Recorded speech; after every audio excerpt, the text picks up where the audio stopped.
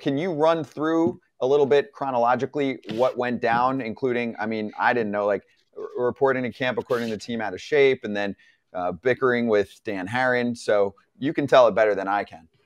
Yeah. So this article is was the result of maybe a month of reporting, but also just kind of the stuff I'd been hearing for the last several years at different points in time. And that it did kind of start with summer camp, which was admittedly a weird situation for everybody. Everybody's at home. They're trying to stay in shape. They don't know when things are going to start up again. But it was notable that pretty much every other pitcher came back into summer camp for the Diamondbacks ready to go, and Madison was not ready to go. And it was noticeable. His velocity wasn't there. He looked a little heavier than he had been in spring training.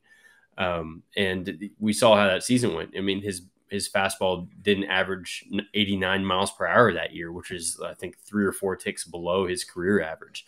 It was god awful. He dealt with an injury that year. I think we were all doing Zoom media availability at the time, but I remember he ducked out on his post-game media after throwing opening day, which was not a great sign. So kind of unique circumstances, certainly, but it wasn't great that they couldn't get a hold of him during the shutdown, that he didn't come back ready to go. And that season went poorly. The next season went poorly. Matt Hergis, who was the pitching coach, who had been with Bumgarner in San Francisco the previous few years, got reassigned after 2021 when they lost 110 games. And then in comes Brent Strom, who is, Mr. Premier pitching coach. He's the guy that got an extra gear out of Garrett Cole and Justin Verlander and all these guys in Houston. Madison had very nice things to say about him their first spring together. But by the middle of Strom's first season with the club last year, that relationship had kind of broke down. Like, Brent is a very hands-on pitching coach. He likes to make a ton of suggestions. He feels very strongly about things. He comes from a very data-driven approach, and he, along with a lot of other people with the Diamondbacks, felt that Madison simply needed to change the way he did things if he was going to remain effective. His command had been lagging. His arm was late in his delivery. He didn't have as much zip behind the ball. And so they wanted to make some mechanical changes to try and get his timing a little better. They wanted to make a lot of pitch mix changes. So, Madison's pitch was always the cutter. And they wanted him to really sunset that pitch to a certain extent, throw more curveballs, more changeups, and really just remake who he was as a pitcher. And I think Madison was just constitutionally uncomfortable with the idea of doing that and having to make these changes and really change the guy he always had been, the guy who had been so successful for so long in San Francisco. He would try things, but he wouldn't really stick with them long enough to see if they would really work or not. And at certain points, and including toward the end, the Diamondbacks should say, look, you feel so strongly about doing it this way, do it this way. That's fine. And, we all see how that worked out. Did Diamondbacks feel like they got fleeced on signing him? Because, you do your research into a guy. Do they feel like they got the guy that they thought they were going to get? Obviously not numbers-wise, but the person.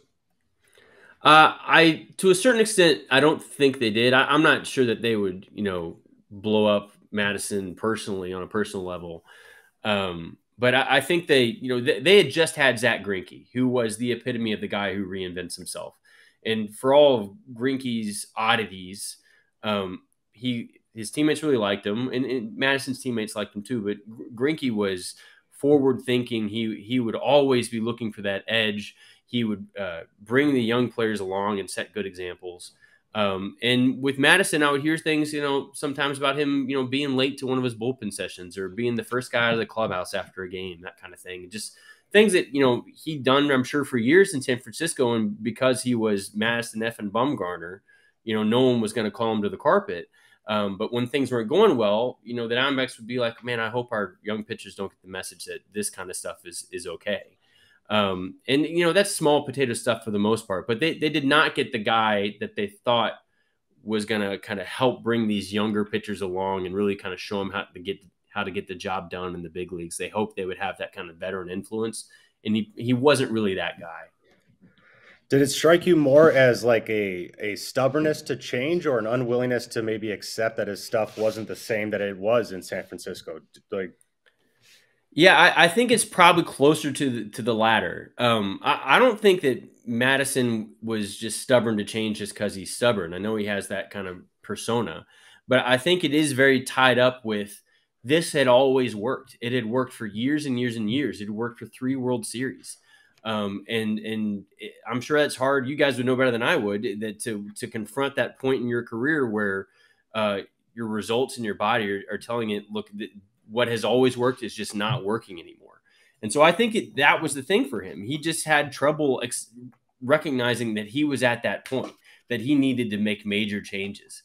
And I think if he had kind of been able to wrap his mind around that, maybe he sticks with some of these alterations a little longer, and he does kind of find that second gear. And it's not over for him. He's only 33. Maybe he gets to that point in the future and has kind of a career renaissance, which would be great to see. But with the Diamondbacks, it just wasn't the case.